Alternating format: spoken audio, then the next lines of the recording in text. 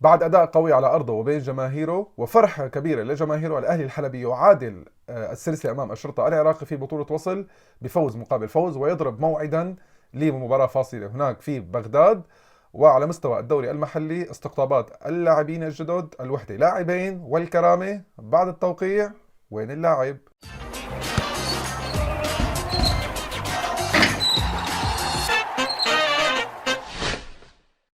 طبعا قبل ما نبلش الفيديو حابب اقول رمضان كريم وينعاد على الجميع بالصحة والخير والسلام بحلول شهر رمضان المبارك. وطبعا اكيد ما بدي انسى دائما مثل ما بخبركم، لا تنسوا تضغطوا على زر اللايك وسبسكرايب وتفعلوا زر الجرس، وتكتبوا لي بالتعليقات رايكم بالفيديوهات ورايكم ايضا باللاعبين القادمين جدد للدوري السوري، واكتبوا لي كمان عن الافكار اللي حابين احكي عنها لاحقا بفيديوهات. وهلا خلونا نفوت بالتفاصيل. مباراة كبيرة مثل ما حكينا قدمها فريق نادي الأهلي الحلبي أمام الشرطة العراقي في بطولة وصل. مباراة كانت علامة فارقة للفريق الحلبي جماعيا، خاصة على المستوى الدفاعي. إذا بدنا نخصص الأرباع الثلاثة الأولى، الربع الأول والثاني والثالث، يلي قدر فريق الأهلي الحلبي إنه يفرض على خصمه إنه يسجل فقط 18 نقطة بالربع الأول، 13 نقطة بالربع الثاني، و13 نقطة بالربع الثالث. أرقام كانت متواضعة جدا للفريق العراقي تهديفيا، ولكن السبب هو الدفاع القوي والمنظم يلي كان عم يلعب فيه نادي الأهلي الحلبي جماعيا. إذا بدنا نحكي عن كسيستم دفاعي، وإذا بدنا نحكي عن الأفراد فما فينا ننسى دور يزن حريري، دور جيريمي كيندل، دور المحترف الآخر اي جي، ودور ايضا نديم عفوا جميل صدير، وايضا جميع اللاعبين اللي كانوا متواجدين او اللي كانوا عم يتناوبوا على الادوار الدفاعيه بفريق الاهلي. مباراه كبيره جدا، شابوه دفاعيا ده الكوتش صفوان. إذا بدنا نحكي عن الأفراد أكيد بدنا نذكر اللاعبين اللي هن كانوا أكثر تأثيرا بالمباراة، اللي هن محترفين نادي الأهلي، جيريمي كيندل واي جي. بدنا نحكي عن جيريمي كيندل، فنحن عم نحكي عن لاعب موهوب، لاعب بيحببك بكرة السلة وبيخليك تستمتع أكثر وتحضر المباراة لأكثر من مرة لمجرد أنه هو متواجد مع أحد الفريقين. لاعب موهوب بالفطرة مع مع الكرة، أو حتى بدون الكرة. تحركات كلها فاعليه لفريقه، كلها ايجابيه لا فريقه، سواء على مستوى الفردي كسكيلز او حتى على مستوى التمريرات. لاعب ذكي جدا بارض الملعب، بيعرف كيف يعمل دربل بالوقت والمكان الصحيح، بيعرف كيف ياخذ الموف سواء على اليمين او على اليسار، وكيف يبعد جسمه عن الخصم ويقدر يسجل نقطتين لفريقه او حتى 3 نقاط مثل ما سجل بهي اللقطه يلي فعلا فعلا اخذ قلبي فيها.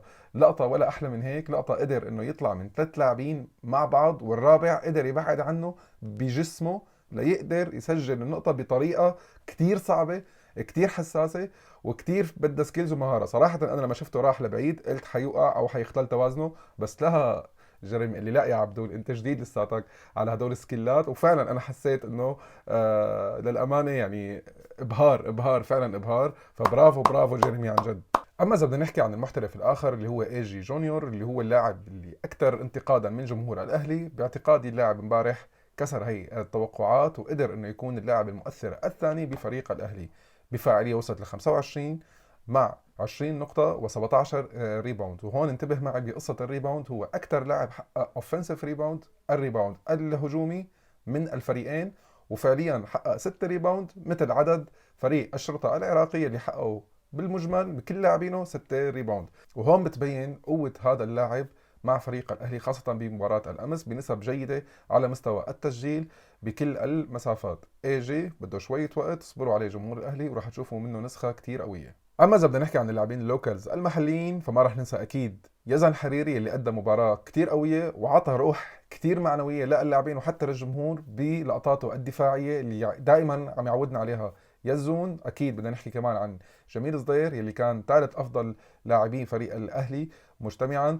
كمان بدنا نحكي عن انتوني وعن نديم يلي قدروا كمان شوي يتحرروا مع بعض التحفظ شوي الهجومي للاعبين اللي لازم يكونوا اكثر جرأة باعتقادي. طبعا هذا الشيء كلاته بيلعب دور تواجد لاعب محترف قوي كتير فنان قادر انه يفضي اللاعبين باسم جيريمي كيندل. ذكرني كتير بتواجد جيفيون بليك مع منتخب سوريا، لاعب يلي بيخدم مجموعه وبنفس الوقت بيكون سكورر. هدول اللاعبين هن قيمه مضافه لكره السله السوريه سواء مع نادي الاهلي او مع منتخب سوريا. قبل ما نقول مبروك للاهلي لازم ذكر بالربع الرابع والدروب الخطير يلي تعرض له الفريق، يلي تعرضت سلته ل 36 نقطة من فريق الخصم. وهون دائما لازم نحن نحكي انه من الطبيعي يصير في هيك دروب لاي فريق كان متقدم وعم يقدم مباراة قوية، بس ولكن هذا الشيء كان مبالغ فيه من لاعبينا الاهلي وحتى من الكوتش صفوان، ولازم يتم تدارك هذا الخطأ لحتى ما نفوت بمباريات قادمة ان شاء الله بالاوضاع الحساسه، لحتى الجمهور كمان يكون مطمن اكثر.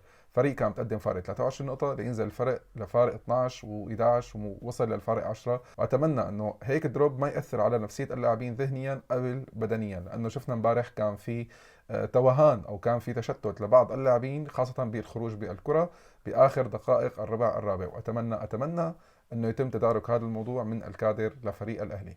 هلا بقدر اقول الف الف مبروك للامه الاهلاويه هذا الفوز، وان شاء الله راح تكون المباراه الفاصله ببغداد بصاله الشعب ببغداد لصالح الاهلي ليمر للدور القادم ببطوله وصل. خلصنا من مباراه الاهلي الحلبي والشرطه العراقي ببطوله وصل، لنفوت بالاجواء المحليه لنحكي عن تعاقدات الانديه مؤخرا، خاصه تعاقدات نادي الوحده مع اللاعبين اللي هن دونتي ماك جيل واللاعب جوي زلعوم. إذا بدنا نحكي عن دونتي ماكجيل فهو لاعب هداف من الطراز الرفيع بأرقام وسكورات عالية جدا بالدوري السعودي، ويعتبر هداف الدوري السعودي مع فريق الوحدة السعودي. إذا بدنا نحكي عن جوي زلعوم هو لاعب خبرة، لاعب كان عنده تجربة سابقة مع فريق الكرامة بالدوري السوري، ما قدر يكمل وقتها معاهم للفاينل فور، بس لاعب قدر يعمل بصمة كبيرة بالدوري السوري. ليش حكيت عن الاثنين سوا؟ لأنه هن تواجدهم فعليا واضح جدا. الكوتش مروان حابب انه يكون عنده لاعب سكورر مع لاعب مثل جوي زلعوم، ذكي جدا بالتحركات، ذكي بالتمريرات، وقادر كمان انه يعمل روتيشن بينه وبين مجد عربشة وشريف العش.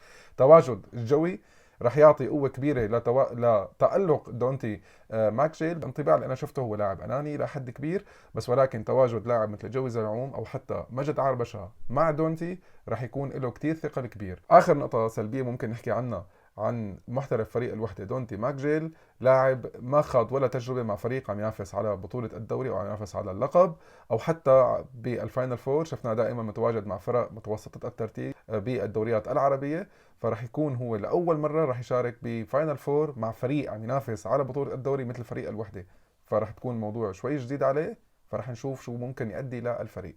من التعاقدات الأخيرة والغريبة اللي صارت بالفترة الأخيرة تعاقد نادي الكرامة مع اللاعب البريطاني روبرت جيلكريست. هذا التعاقد بعد ما انا نزلته على صفحه باسكتبول مع عبدول على فيسبوك، بعد ما اجاني القرار وبعد ما اجاني الخبر انه هو فعلا وقع، بتفاجأ بعد ما نزلت الخبر بشي تقريبا 6 ساعات او 7 ساعات بيوصلني خبر انه اللاعب رفض او لم يقبل هي التجربة او خوض هي التجربة مع نادي الكرامة. شو الاسباب ما بعرف، واتمنى انه يتم توضيحها من قبل نادي الكرامة.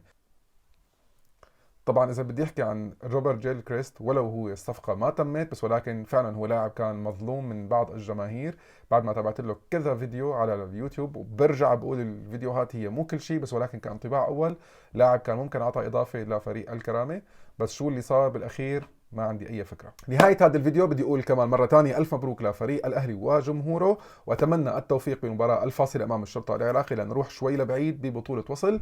راح اتمنى التوفيق كمان اليوم لفريق الوحده امام الحكمه ليقدر يرجع بالسلسله ويفرض مباراه اخيره ببيروت. وانطروني بفيديوهات قادمه. لا تنسوني من الدعم والسبسكرايب وتفعيل زر الجرس واللايك والتعليقات وكل هدول الشغلات، لا تنسوني ابدا. انا كثير بحبكم وبحب كثير الدعم تبعكم. انطروني بفيديوهات لاحقة. سلامات.